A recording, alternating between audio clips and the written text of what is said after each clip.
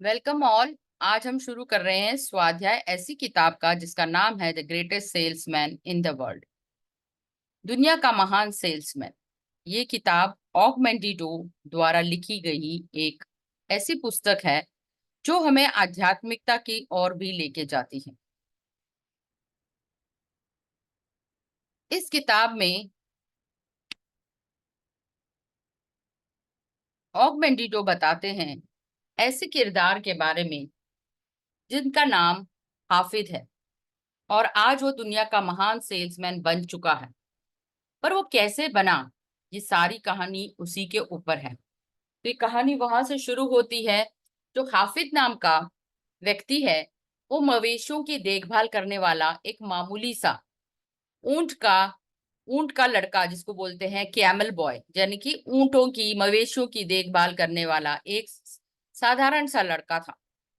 और उसका मालिक पेत्रोस दुनिया का महान सेल्समैन हुआ करता था। परंतु जहां आज ये कहानी शुरू होती है, ये कहानी बताती है कि हाफिज अब बूढ़ा हो चुका है। उसके गोदान जो हैं सारे धन धान्य से भरे हुए हैं और वो एक तांबे के शीशे में अपनी शक्ल देख रहा है और वो अपने मुनीम को कह रहा है, इरास्मस उस मुनीम का नाम है, कि देखो आज मेरे पास क्या नहीं है। सोने के चांदी के महल, आलीशान कालीन, कितनी सारी अशफियां और मेरे सभी गोदानों में कोई ना कोई कीमती सामान है। पर अब वो समय आ चुका है जब मुझे इन गोदामों को खाली करना है। हर व्यक्ति जानता है इस शहर में कि मैं कितना बड़ा अमीर व्यक्ति हूँ। इरास्मस उसका मुनीम पूछता है, मालिक आपकी तबीयत तो ठीक है, आपने ये क्यों कहा कि समय आ चुका है? कोई विशेष बात है? आप कहीं जाने वाले हैं? तो इरास्मस पर हंसकर हाफिज कहता है, हमारे खजाने में जितनी भी दौलत है अब वो समय आ चुका है। मुझे अब उनको उनके हकदार तक उनको वापस करना है। जितने लोग में 10 व्यापारी मेरे साथ थे उनमें मुझे ये बांट देना है और उनको 500 मोहर सोने की सभी को इनाम में भी देनी है, क्योंकि उन्होंने इतने साल मेरे साथ साथ दिया। वो कुछ समझ ही नहीं पा रहा था मुनीम उसका कि मालिक ऐसा क्यों कह रहे। तो हाफिज ने कहा, तुम भी इसका हिस्सेदार बनो, क्योंकि तुमने भी मेरी बहुत सेवा की है। बरसों पहले जब मैंने तुम्हें नौकरी पर रखा था तो मैंने तुमसे कहा था कि मैं भी तुम्हें कुछ न कुछ दूंगा और आधी संपत्ति मुझे ये गरीबों में भी बांट देनी है, क्योंकि अब तो मेरी पत्नी लीजा वो तो रही नहीं, तो मुझे इस दौलत का कोई लोभ और माया भी नहीं। एक और मेरी सुकून के लिए जरूरी है कि तुम एक दस्तावेज भी तैयार करो ताकि मैं सभी व्यापारियों के नाम ये सारी दौलत उनको दे दूं और सबको 500 मोहरे भी उनके मेहनत के रूप में दे दूं।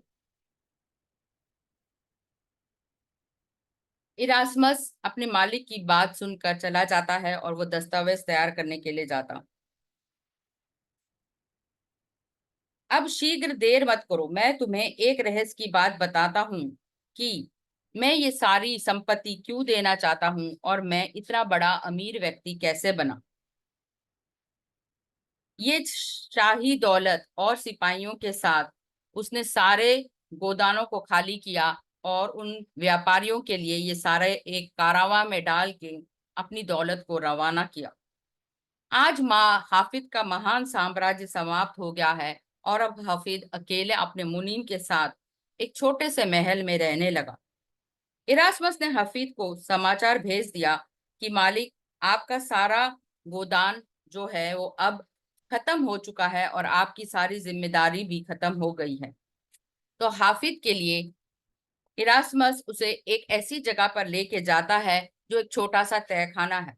हाफिज उसको कहता है, इस तहखाने को खोलो, और वो एक और सीढ़ियों के द्वारा एक और तहखाने में जाते हैं और वहां पर उसको एक संदूक निकाल कर दिखाता है।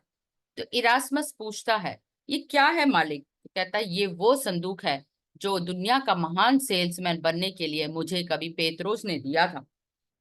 क्या तुम ये जानना चाहते हो कि इस संदूक में आखिर क्या है? इसमें वो बेशुमार 10 ताड़ पत्र हैं इसी के कारण मैं आज दुनिया का महान सेल्समैन बना। और वो धीरे से उसकी धूल पोंछते हुए, आज भी वो ऐसे लग रहे थे ताड़पत्र मानो जीवित हो। तो वो उसको हाफिज की कहानी सुनाता है और किस तरह पेत्रोस ने मरते वक्त ये ताड़पत्र हाफिज को दिए। तो जैसे कि आप इस तस्वीर में भी दे सकते हैं कि किस तरह वो संदूक से, जो दुनिया का महान सेल्समैन पेत्रोस है, हाफिज को वो 10 ताड़पत्र दे रहा है। मैं सदा इन ताड़पत्रों का ऋणी रहूंगा। अगर जितने भी इस कमरे में हीरे जवाहरात होते, उनसे भी ये अनमोल है। परंतु मेरे जीवन में सफलता, खुशी, प्यार, मन की शांति, सारी संपत्ति आज देकर भी इन ताड़पत्रों का मोल नहीं चुका सकती। दुनिया का महान सेल्समैन बनने के लिए मुझे इन ताड़पत्रों में लिखे एक एक ज्ञान के सूत्र को मैंने अपने जीवन में उतारा है। इसीलिए तो आज मैं यहाँ तक पहुंच पाया हूँ। प्रत्येक सूत्र जब तक जीवन जीने की शैली नहीं बन जाते या आदतों की तरह मेरे शरीर में घुल नहीं जाते, तब तक मैं सफल नहीं हो सकता। क्या आपने कभी अभी तक दूसरों के लिए किसी दिन लोगों के साथ कुछ भी किया है? और कोई भी कार्य को बार बार करने से ही तो वो सफलता की सीढ़ी बनता है और तभी वो अमीर हो सकता है। क्योंकि पेत्रोस, जिसने मुझे ये ताड़पत्र दिए, एक दिन वही व्यक्ति स्वयं मेरे पास आया और उसने ये कहा कि तुम्हें जब भी ये ताड़पत्र हैं, इनकी 3 शर्तें तुम्हें अपने ऊपर लागू करनी है। हाफिज जो एक मवेशियों को चलाता था, तब पेत्रोस ने उससे कहा कि दुनिया में जब भी जितना भी पैसा कमाओ, उसकी आधी संपत्ति उन लोगों को दो जो सबसे ज्यादा जरूरतमंद है। पहली शर्त तो यही है। दूसरी शर्त, ये ताड़पत्रों का रहस्य तुम किसी के साथ भी साझा नहीं करोगे, क्योंकि कुदरत तुम्हें एक ना एक दिन उस व्यक्ति तक पहुंचा ही देगी जो इस ताड़पत्रों का हकदार है। वो व्यक्ति तुम्हारे सामने शीघ्र ही आ जाएगा और भगवान और कुदरत तुम्हें ये संकेत देंगे, तब तुम ये ताड़पत्र उसके हवाले करना। जैसे मुझे संकेत मिला था कि जब तुम जेरूसलम से वापस लौटे थे। और इस तरह ये कहानी शुरू होती है। जब हाफिज और पेत्रोस आपस में काम करते थे, तब पेत्रोस ने हाफिज से एक दिन पूछा, तुम्हारी क्या महत्व आकांक्षा है? मैं भी दुनिया का महान सेल्समैन बनना चाहता हूँ। तो हाफिज ने उससे कहा, पेत्रोस ने उससे कहा कि तुम्हें एक परीक्षा देनी पड़ेगी जिससे ये साबित होगा कि तुम दुनिया के महान सेल्समैन हो। तो हाफिज ने कहा, जी मालिक, मैं तैयार हूँ। तो पेत्रुस ने उसे एक ऐसा लाल वस्त्र दिया और कहा, तुम्हें इसे जेरूसलेम में जाकर बेचना है और इसके बदले में एक सोने की गिन्नी लेकर आनी है। और ये कार्य जितना कठिन है, उसी से सिद्ध होगा कि तुम महान सेल्समैन बनने लायक हो या नहीं। तुम निराश मत हो। तुम्हें कई दरवाजे बंद मिलेंगे, कई बार तुम आवाज लगा के थक जाओगे। यही तो सेल्समैन की परीक्षा है। तो इस तरह हाफिज जो है जेरूसलेम उस कपड़े को लेकर चला गया। और उस कपड़े पर, जैसे कि वो मलमल का कपड़ा लाल था, उसका जो रंग था इतना लाल था कि बिल्कुल वो देखने में सुरूर, किसी पेड़ की छाल की से बना हुआ वो लाल रंग था। और वो कपड़ा इतना मुलायम था जैसे कि मलमल होता है। उसके बाद उस पे पेत्रोस ने उसे 2 निशान दिखाए कपड़े के कोने में। एक था उस कंपनी का निशान टोला का, जो कि एक तारा था, एक नक्षत्र बना हुआ था टोला कंपनी का, जो इस रोब पे बना हुआ था। दूसरा जो पेत्रोस की कंपनी थी, उसका निशान था जो कि एक चतुर्भुज स्क्वायर में एक बिंदु बना हुआ था, मतलब कि एक सर्कल इन अ स्क्वायर। ये निशान पेत्रोस की कंपनी का था, जो पेत्रोस उसको दिखाता है। और इस तरह हाफिज जेरूसलम उस कपड़े को लेकर जाता है। 3 दिन तक घूमते घूमते हाफिज थक जाता है और वो कपड़ा बेच नहीं पाता। इतनी निराशा उसे होती है और वो समझ ही नहीं पाता कि लोग उसकी बात सुनने के लिए क्यों तैयार नहीं हैं? क्या है कि लोग उसके दो शब्द बोलते ही उसके ऊपर दरवाजा बंद कर देते हैं, और वो इस तरह निराशा होते होते 3 दिन बीतने के बाद सोचता है कि कल एक रात और फिर मैं कोशिश करूंगा, और मैं आज की रात जो है सराय ना जाते हुए गुफा में ही गुजार दूंगा। ऐसे भटकते भटकते वहां पर जो गुफा थी, वहां हाफिज अपने खच्चर और घोड़े को लेकर वहां चला जाता है।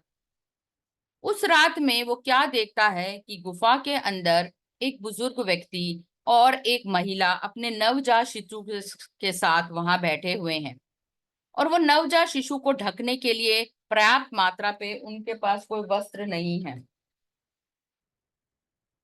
और वो ठि- ठंड से ठिठुर रहा है।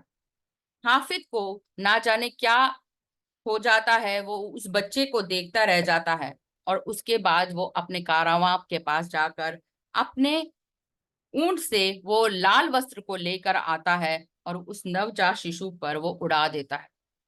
उसको ऐसे सुकून की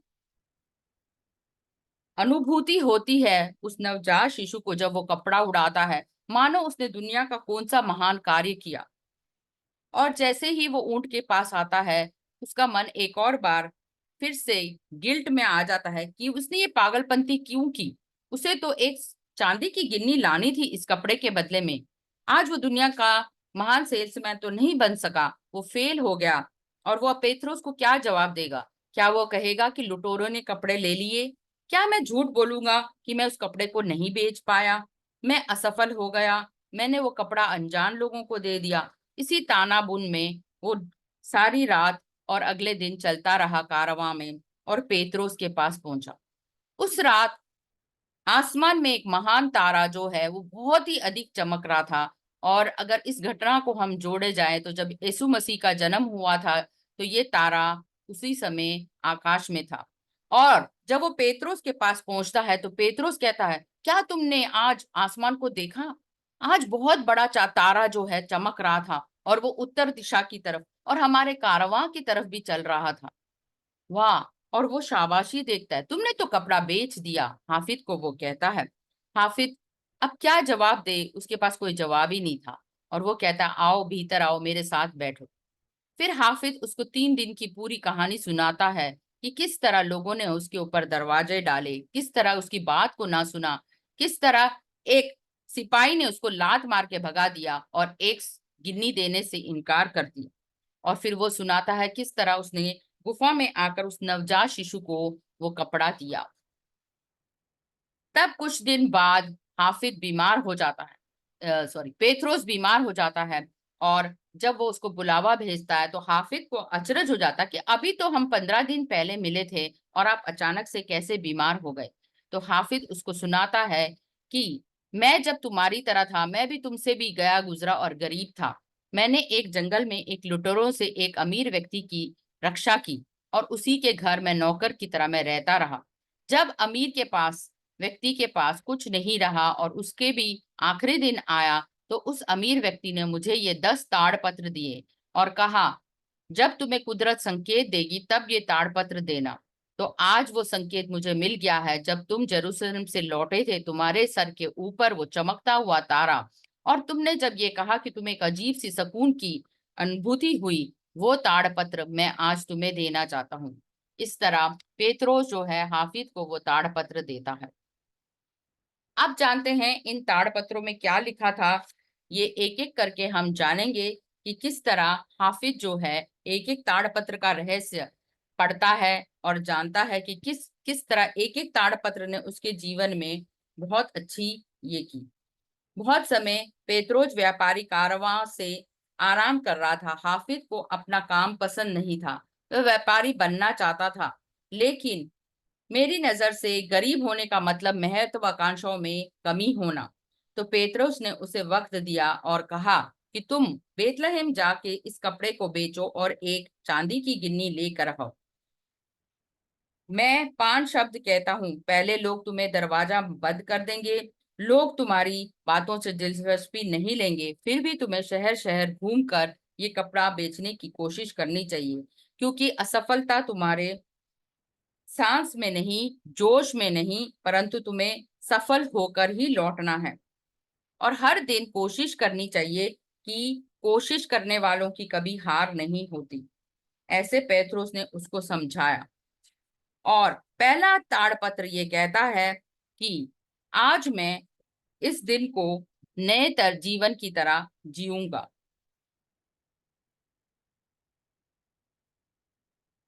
असफल और सफल लोगों के बीच में बहुत ही बारीक रेखा होती है, और वो रेखा है आदतों की। अच्छी आदतें हर तरह सफलता की कुंजी है, और बुरी आदतें जो हैं वो असफलता का दरवाजा जो है खोल देती हैं। आप जितनी बार भी कोई भी चीज को दोहराओगे, वो आपके जीवन में एक अच्छी आदत बनेंगे। अच्छी आदतों का गुलाम होना चाहिए, ना कि बुरी आदतों का। ये है पहला ताड़पत्र। हर दिन कुछ नया करना, हर दिन को इस तरह शुरू करना कि जिस दिन की वो नया हो। जैसे कि अंगूर की बेल अंगूर को छोड़कर जाती है, इसी तरह ज्ञान के मोती जिस दुनिया में जाते हैं, वहां पर एक नए बीज को बोते हैं, और यही बीज आगे चलकर सफलता का रहस्य बनती है।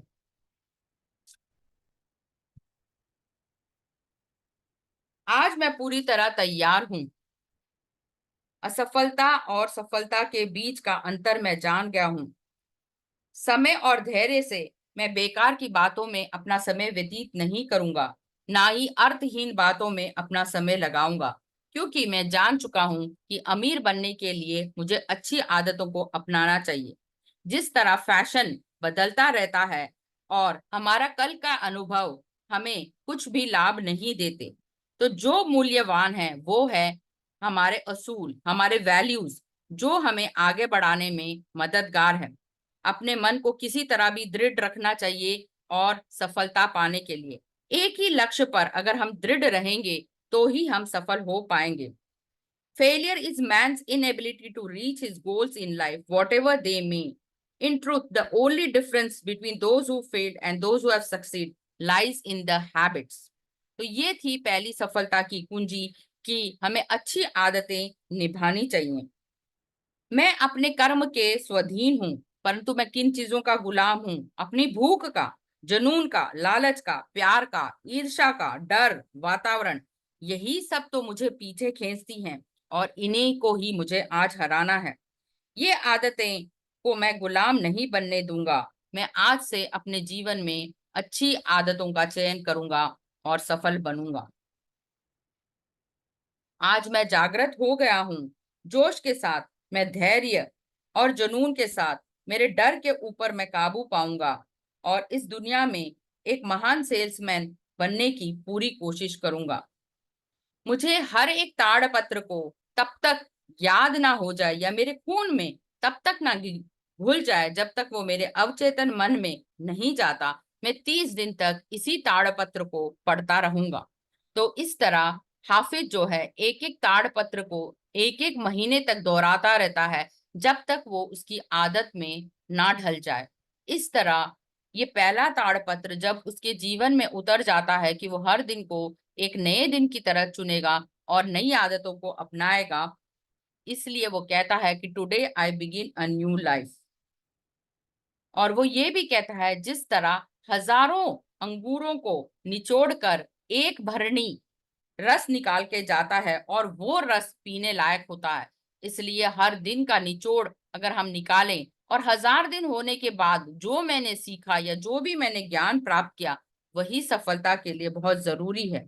क्योंकि जब 1000 अंगूरों को निचोड़ो जाएगा, तभी सत्य जो है उजागर होगा। Only the pure truth lies distilled in the words to come. वो कहता है कि इतने सारे अंगूरों के बाद एक भरनी रस निकालने के लिए पता नहीं कितने सारे अंगूरों को निचोड़ा जाता है। एक अच्छी आदत को जन्म देने के लिए पता नहीं कितनी निरंतर कोशिश करनी पड़ती है, कि जब तक वो हमारे जीवन का हिस्सा नहीं हो जाता। और वही बाद में ये एक अच्छी आदत हमें आनंद देती है, जो प्रकृति भी अक्सर करती है। कि कितने सारे तूफानों का सामना करने के बाद वो बीज जो है पनप कर फसल के रूप में तैयार हो जाता है। मैं इसका जीवन भर अनुसरण करता रहूंगा। आज मेरी पुरानी त्वचा जो है धूल बन गई है और मैं लोगों के बीच में ऊंचा चलने लायक हो गया हूँ। आज मेरी पहचान एक नए व्यक्ति की तरह है। अगला ताड़पत्र। इस दिन का स्वागत मैं दिल से प्रेम से करूंगा।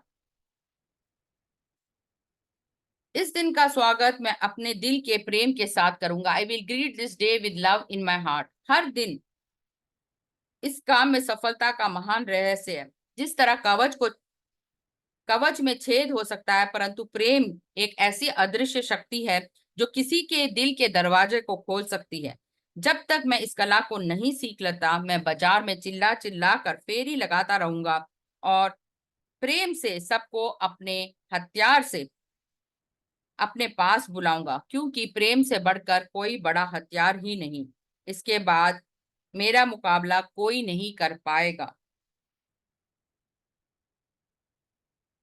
मैं सूर्य से प्रेम करूंगा क्योंकि वो मेरी हड्डियों को गर्माहट देते हैं। मैं बारिश से भी प्रेम करूंगा क्योंकि वो मेरी आत्मा को स्वच्छ और पवित्र करते हैं। मैं गरीबों के मैं रोशनी से भी प्यार करूंगा क्योंकि वो मुझे रास्ता दिखाते हैं, और अंधेरे से भी प्यार करूंगा क्योंकि वो मुझे तारे दिखाते हैं। मैं दोनों रुकावटों और तोहफों को खुले दिल से स्वागत करता हूँ, क्योंकि हर दिन वही मेरे लिए हर दिन चुनौतियां बन जाती हैं। प्रेम ही एक ऐसा अस्त्र है जो नफरत से लोगों के गुस्से को बदल देता है। मैं हर दिन प्रार्थना और ध्यान करूंगा, जिससे कि मेरे दिल के अंदर की सारी नफरत जो है बह कर निकल जाएगी, और मेरे दिल में सिर्फ एक ऐसा एहसास होगा जो मानवता के लिए बहुत ही जरूरी होगा। हाफिज कहता है, मैं अपनी खून में सारी नफरत को निकाल कर फेंक दूंगा, क्योंकि वो मेरे पास नफरत करने के लिए कोई समय ही नहीं बचेगा। केवल प्रेम ही प्रेम रहेगा। मैं इसी क्षण अपना पहला कदम उठाऊंगा, और सफल इंसान बनने के लिए ये बहुत जरूरी है, और मैं सभी से प्रेम करूंगा। अगला ताड़पत्र। मैं तब तक जूझता रहूंगा जब तक कि मैं सफल नहीं हो जाता। ये ताड़पत्र इतना इतना ज्यादा महत्वपूर्ण है, क्योंकि जब तक आप कोई कर्म नहीं करेंगे जीवन में, आप कभी सफल नहीं हो सकते। तो इसमें हाफिज अपने आप को कहता है, क्या मैं भेड़ों से भी गए गुजरा हूँ? भेड़े तो एक दूसरे की चाल चलकर एक दूसरे के साथ रहते हैं। तो मैं भेड़ नहीं हूँ जिसे गडरिया हाँकता है।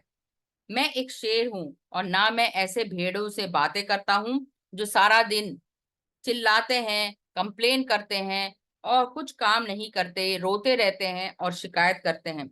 मैं तो एक शेर की भांति इन भेड़ों से अलग बनना चाहता हूँ।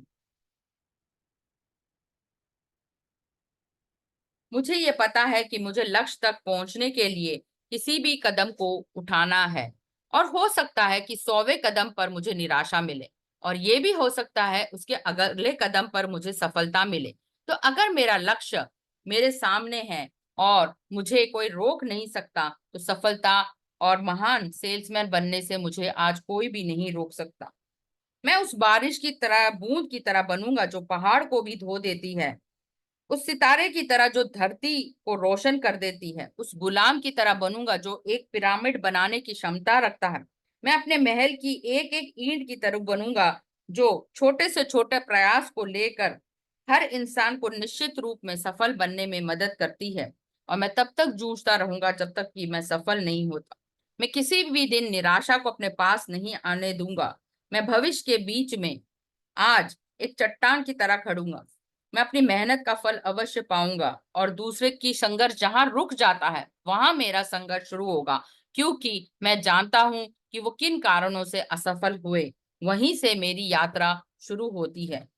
मैं कल की बीती हुई बातों को अपने जीवन में रुकावट बनने नहीं दूंगा। मैं आत्मविश्वास के साथ बढ़ता रहूंगा, और हर सूर्य का सामना करूंगा। जब तक मेरी सांस है मैं जूझता रहूंगा। चौथा ताड़पत्र। मैं दुनिया का महान चमत्कार हूँ। चौथा ताड़पत्र कहता है कि मैं दुनिया का महान चमत्कार हूँ, कुदरत का सबसे महान चमत्कार हूँ मैं। दुनिया शुरू होने के बाद आज तक कोई भी इंसान ऐसा ना हुआ जिसके पास मेरी जैसा दिमाग, आंखें, शक्ल, कान, हाथ, बाल और नाक हो। आज से पहला कोई मेरे जैसे ना हुआ है, ना ऐसे होगा, ना ही आगे आने वाला है। कल में कोई ऐसा है जो बिल्कुल मेरी तरह चला हो या मेरी चाल चल सकता हो, मेरी तरह बोला हो या मेरी तरह सोचता होगा। सभी मनुष्य भाई भाई हैं, परंतु मेरे जैसा तो कोई नहीं। उन सब से मैं अलग हूँ। मैं विधाता की अद्भुत कृति हूँ। मैं दुनिया का महान चमत्कार हूँ।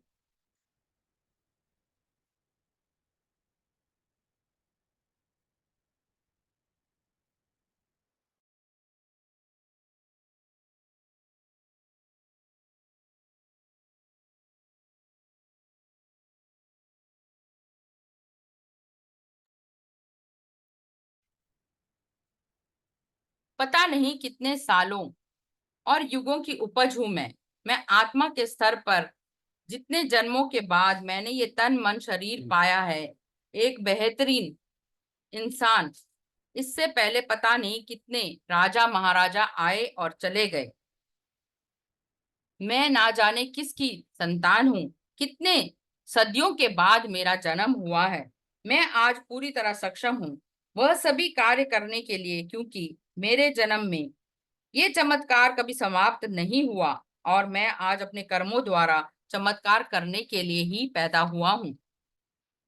मैं इस धरती पर एक ऐसे उद्देश्य को लेकर जन्मा हूँ। वो उद्देश्य पहाड़ की तरह बढ़ना नहीं, एक रेत की कण की तरह लुप्त नहीं होना, परंतु मैंने अपनी सारी ऊर्जा और मेहनत लगा दूंगा अपने उद्देश्य की पूर्ति के लिए। मुझे पता है कि कितने लोगों ने कितनी सारी संपत्ति और सफलता को अर्जित किया है। कितने सारे लोगों ने महान सेल्समैन बने और अपनी वार्तालाप से या अपनी भाषा से कितनों के दिल जीते। आज मैं ये कसम खाता हूँ कि जब मैं दुनिया का महान सेल्समैन बनूंगा, तो मैं अपनी कोई भी प्रॉब्लम को अपने घर तक नहीं लेके जाऊंगा और ना ही बाजार की कोई समस्या को अपने घर लेके आऊंगा। ये एक ऐसा निश्चय मैं निर्णय करूंगा जिससे कि मेरी दोनों दुनिया अलग अलग रहे। पता नहीं कितने लोग धन संपत्ति हासिल करके एक ही समान भेजने के लिए कला करते हैं। मैं अपने व्यक्तित्व को अपने बदलाव व्यक्तित्व में नया बदलाव लेकर आऊंगा। जब मैं बाहर आऊंगा कार्य करने के लिए, ना तो मैं घर की परेशानी को बाजार लेके जाऊंगा और ना ही बाजार की परेशानी को घर लेके आऊंगा। भगवान ने मुझे बुद्धि, तन, मन और आंखें दी हैं और इस संसार को देखने के लिए जीवन का गहरा रहस्य दिया है, जिससे मैंने आखिरकार पाया है। मैं सभी समस्याओं को निराशा और से दूर रखूंगा। मैं प्रेम में कल्पित हूँ और उद्देश्य के साथ लिपटा हूँ और हर तथ्य और विचार को सोच समझ से लेख सकता हूँ। ये मेरे लिए सबसे बड़ा चमत्कार है।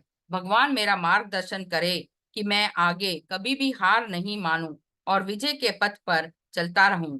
मैं दुनिया का महान सेल्समैन बनूंगा और इसी उद्देश्य के साथ आगे बढ़ता रहूंगा।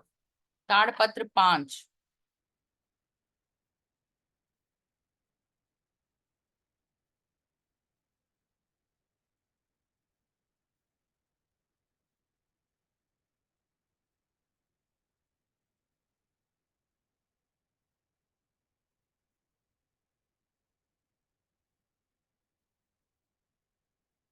हर दिन को मैं ऐसे जीऊंगा कि वो मेरा आखिरी दिन होगा।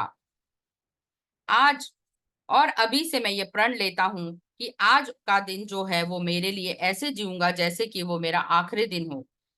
मैं कल की दुर्भाग्यों को और कल के पराजयों और निराशाओं को बड़े अफसोस नहीं करने दूंगा और इसी क्षण ये कभी भी बर्बाद नहीं करूंगा, क्योंकि सूर्य जो है कभी पूरब में जाकर अस्त नहीं होता।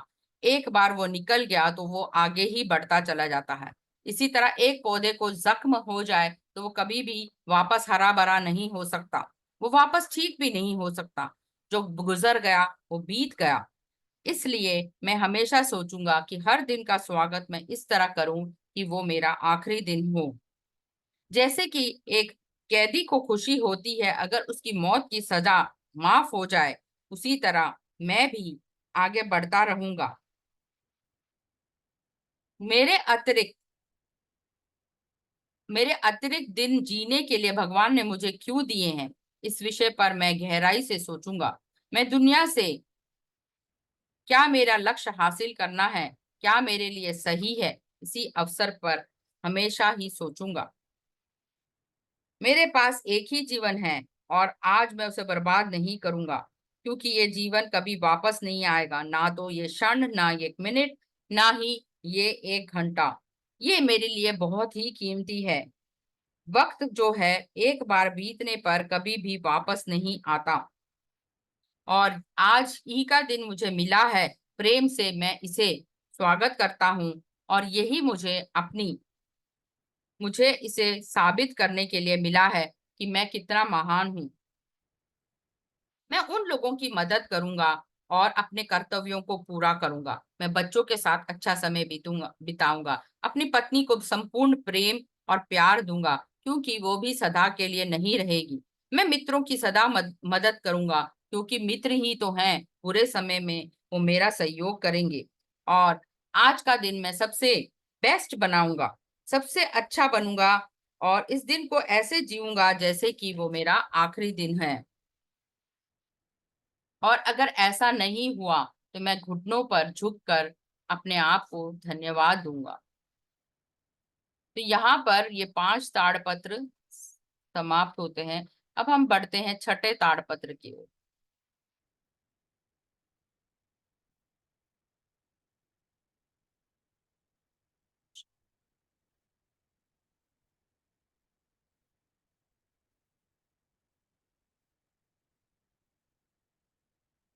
छठा ताड़पत्र, मैं अपने भावनाओं पर काबू प्राप्त करूंगा।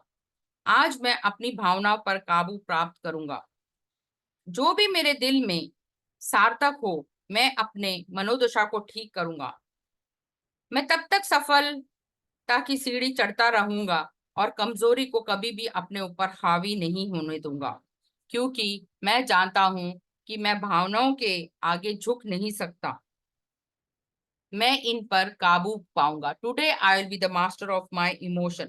सर्दी आती है, गर्मी आती है, चांद कभी भी अपनी सफेदी नहीं छोड़ता। गुलाब खिलता है और वो मुरझा जाता है। बीज जो आगे चलकर एक पौधे की शक्ल ले लेता है। सभी प्रकृति के नियमों के अकॉर्ड चलते हैं, और सभी खुशी और गम भी दोनों ही भावनाओं का सामना करते हैं। निराशा हो चाहे खुशी हो, दुख हो या सुख हो, सभी के जीवन में पर्याप्त मात्रा में आते हैं। आज मैं भी अपनी भावनाओं पर काबू पाऊंगा। मैं खुशी की बारिश करूंगा, क्योंकि दुख और कुंठा मेरे बाजार में इसकी कोई कीमत नहीं है। दयालुता मेरे शब्द ही एक महल बना सकते हैं। प्रत्येक दिन का मैं स्वागत करूंगा। मैं दया, करुणा, निराशा उन पर हावी नहीं होने दे सकता। मैं हर एक क्षण को अच्छे से बिताऊंगा, और आत्मविश्वास को बढ़ाते हुए अपने असफलताओं को गिनूंगा। जिस दिन मुझे ये ज्ञात हो जाएगा कि मैं किन कारणों से असफल हुआ हूँ, उन्हीं पर मैं काम करूंगा। मैं अपने आप को शक्तिवान बनाऊंगा, और कोई भी बारिश, आंधी, तूफान मुझे रोक नहीं सकती दुनिया का महान सेल्समैन बनने से। और जब मैं इन बहुत सारी दौलत को हासिल करूंगा, उन लोगों में मैं आधी दौलत बांट दूंगा जो इसके सही लायक हैं या हकदार हैं, जो सबसे ज्यादा जरूरतमंद है, उन्हीं में ये दौलत वितरित करूंगा। और नए ज्ञान को लेकर मैं आगे बढ़ता जाऊंगा, और हर एक ताड़पत्र को अपने जीवन में इस तरह उतारूंगा जैसे कि ये मेरा आखिरी दिन हो, क्योंकि कल आज पर काम करने पर ही कल मेरा बेहतर हो सकता है, और जो मुझे वाकई में खुशियां दे सकता है। आज मैं अपनी भावनाओं पर काबू प्राप्त करूंगा। अगला ताड़पत्र, मैं दुनिया पर हंसूंगा। मनुष्य को ही भगवान ने हंसने का वरदान दिया है। अगर हम जीव जंतु और पेड़ पौधे और जानवरों को देखें, वो कभी भी हंसते नहीं हैं। सिर्फ मानवता को ही हंसने का वरदान दिया है। भेड़ को घाव होता है वो रिसता है, और जानवर को भूख लगती है तो उसको दर्द से वो कराता है। परंतु मनुष्य ही एक ऐसा प्राणी है जिसे जब चाहे वो हंस सकता है और अपनी हंसी का प्रयोग कर सकता है। इसलिए आज से मैं इस आदत को भी डालूंगा कि मैं हंसूंगा। और किन चीजों पे मुझे हंसना है मुझे अच्छे से पता है। मैं हंसने का प्रयास करूंगा अपने, जिससे कि मेरे स्वास्थ्य में उन्नति हो और मेरा शरीर हल्का हो जाए और मैं दीर्घ आयु तक जीता रहूं। मुझे प्रकृति का महान चमत्कार हूं, मुझे पता है। मैं किसी भी आदमी को या उसकी व्यक्ति से काम से नहीं चिढ़ूंगा। अगर मेरे आंखों में आंसू आ रहे हैं तो मैं उसे गाली नहीं दूंगा। फिर भी मैं अपनी असफलताओं पे जरूर हंसूंगा। दुनिया में ये चार शब्द ही हैं जो जिसकी आदत मैं डलूंगा, और वो है दिस टू शैल पास, ये भी गुजर जाएगा। जब भी मैं दुखी होऊंगा तो मैं सोचूंगा कि ये भी दिन मेरे निकल जाएंगे। जब तक मेरी मनोदशा खराब होने लगेगी तब ये शब्दों का मैं माला जपूंगा, और ये शब्द मेरे दिमाग में इस तरह छप जाएंगे, क्योंकि दुख हमेशा सदा नहीं रहते और एक ना एक दिन ये गुजर जाएंगे।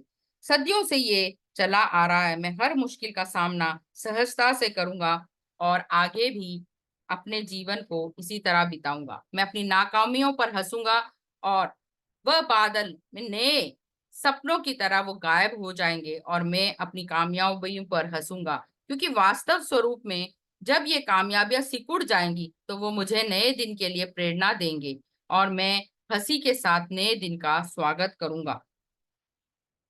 मैं जब भी किसी से मुस्कुराऊंगा और वो उसकी मुस्कुराहट को देखूंगा तो मैं समझूंगा मुझे दुनिया की सबसे बड़ी महान दौलत मिल गई है, क्योंकि एक हंसी सोने से कम नहीं है और प्यार के शब्द किसी भी व्यक्ति के लिए जीने के लिए पर्याप्त हैं।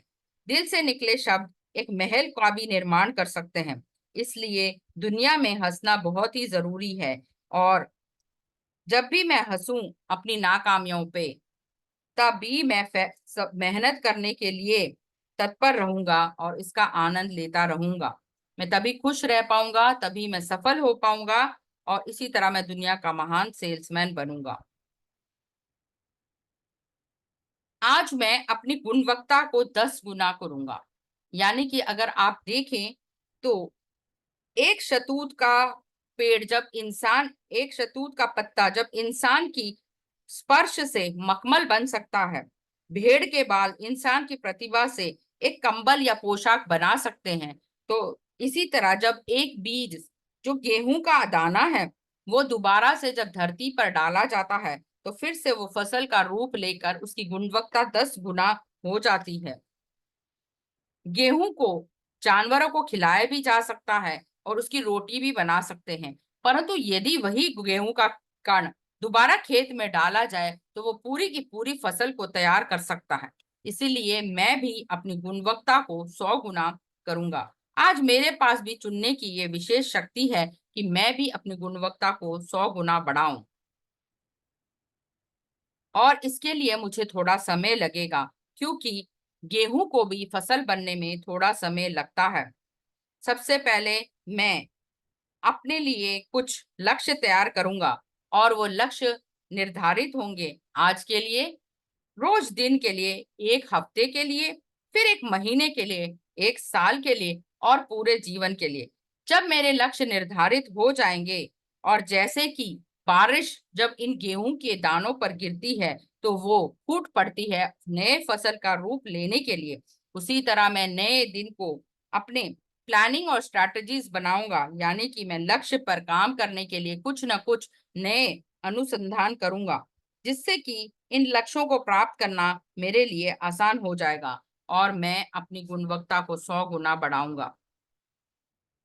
इसी तरह मेरे जीवन में सफल होने के लिए लक्ष्य होने बहुत ही जरूरी हैं, और मैं कभी भी चिंता नहीं करूंगा कि मैं गिर जाऊंगा या असफल होऊंगा।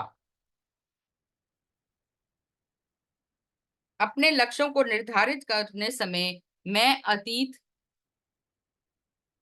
अतीत को याद नहीं करूंगा और अपनी गुणवत्ता को 100 गुना बढ़ाऊंगा। जिस तरह हवा फसल को लहराती है वो अपने लक्ष्यों की घोषणा करती है, इसी तरह सभी जान जाएंगे कि मेरे सपने क्या हैं। अगर मैं रुक भी जाऊं तो ये दुनिया और प्रकृति मुझे याद दिलाती रहेगी कि मुझे अगला लक्ष्य पूरा करना है।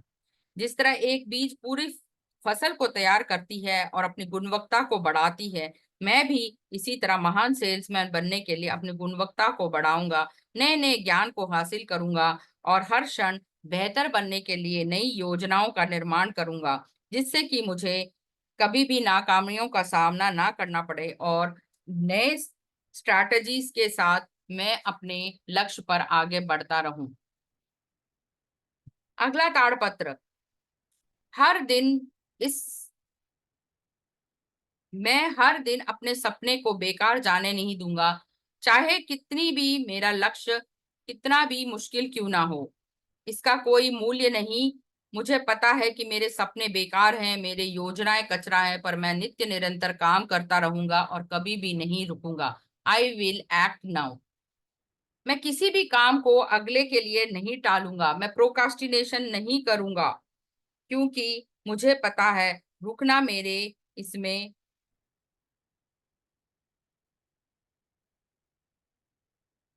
जब तक मेरे शब्द मेरी आदतों में नहीं बदल जाते, मैं रुकूंगा नहीं और नित्य काम करता रहूंगा। मैं अपने मन को नियंत्रित करूंगा और सफल होके ही रहूंगा।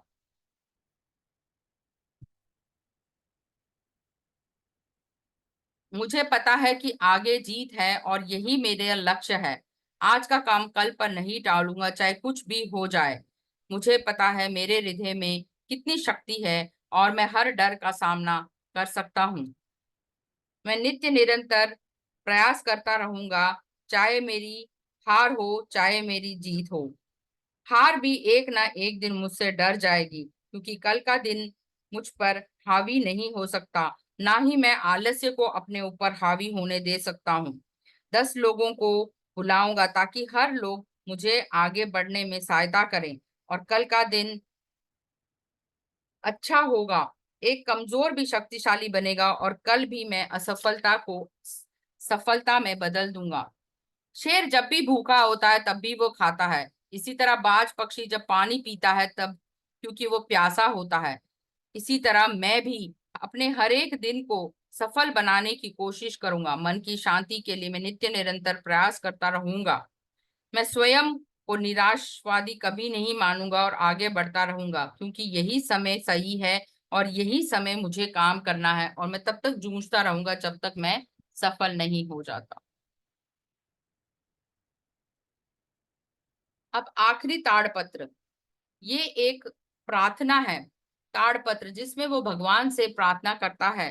ताड़पत्र। भगवान से प्रार्थना करना ही मेरे संसार की भौतिक वस्तुओं के लिए मैं कभी भी प्रार्थना नहीं करूंगा। मैं भगवान से मांग रहा हूंगा कि किसी नौकर से भोजन लाने के लिए नहीं कहूंगा। ना ही कभी भी धन सुख अच्छा स्वास्थ्य छोटी मोटी खुशियां भगवान से कभी भी नहीं मांगूंगा। मैं कभी भी इन सब को हासिल करने के लिए भगवान का रास्ता नहीं खटखटाऊंगा। मैं भगवान से सिर्फ वो चीज मांगूंगा कि वो मेरा सही मार्गदर्शन करें।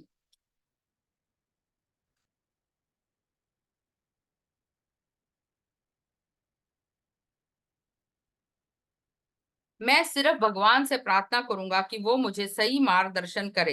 हे प्रभु, आप मेरे पे कृपा करें। मेरी अक्षमताओं को आप जानते हैं और उनके अनुसार ही आप मेरा सही अनुसरण कर पाएंगे। मैं कभी भी सोने चांदी या किसी अच्छे मौके के लिए आपसे नहीं मांगूंगा। मेरे को सिर्फ अपने काबिलियत के अनुसार मौका दें। प्रभु, मुझे किसी भी मुझे पता है शेर का शिकार और बाज का उड़ना दोनों आप ही ने सिखाया है, क्योंकि उनको आपने हमेशा ही उनको दांत और पंजे आप ही ने वरदान में दिए हैं। तो मुझे भी इसी तरह बाजार में शिकार करने के लिए एक ऐसा हथियार आप भी दे दीजिए जो कि प्रेम का हथियार है, और प्रेम से बढ़कर कोई हथियार नहीं। मुझे इस दुनिया में विनम्र बनने के लिए प्रेरणा दीजिए, ताकि मैं इस जीवन में अपने जीवन को उससे बहुत ही खुशी से और सुख संपत्ति से भर सकूं। मुझे ऐसे कार्य देना जिससे कि लोग जो हैं असफलता को ना देखें, परंतु आगे इस शक्ति से बढ़ते रहें कि ताकि वो अपने जीवन में जो भी उन्होंने कार्य किए हैं और असफल हुए हैं, वो अपनी गलतियों पे हंस सकें और इस तरह वो पर्याप्त मात्रा में अपने लक्ष्यों की तरफ बढ़ते रहें। नित्य निरंतर उन्हें मार्गदर्शन दीजिए। भगवान, मुझे मेरा मार्गदर्शन हर जगह पर अपने शब्दों द्वारा करिए। मेरे जीवन में अनुशासन को लाइए ताकि मैं हर आदत को एक आदत बना सकूं और जब भी मेरे जीवन में नया अवसर आए उसको मैं पहचान सकूं। अच्छी आदतों से मैं जीवन को जी सकूं, लोगों के जीवन में प्यार को भर सकूं। मुझे पता है कि ये भी सब गुजर जाएगा जब दुख आएगा, और मैं हर दिन अपने आशीर्वाद को धन्यवाद दूंगा। I will count my blessings every day.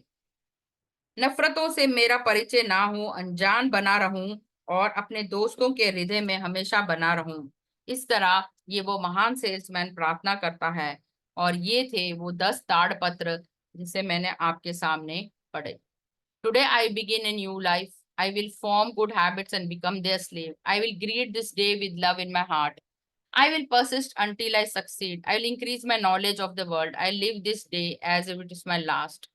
Today I will master all the emotions. I laugh at the world. Today I'll multiply my value 100 folds. I will act now.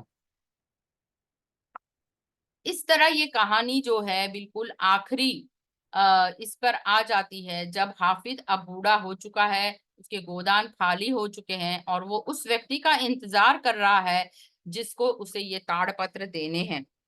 और वो ये सोच रहा है और इरास्मस से कहता है कि अब मेरे आखिरी दिन आ गए हैं। उसी समय उनके महल के बाहर एक लंगड़े व्यक्ति का आगमन होता है और वो इरास्मस से कहता है कि मैं लंगड़ा हूँ, मेरे कपड़े सब फटे हैं, इन सब पर मत जाओ, मुझे अपने मालिक हाफिज से मिलने की आज्ञा दो। आप प्लीज ये महल के दरवाजे खोल दो।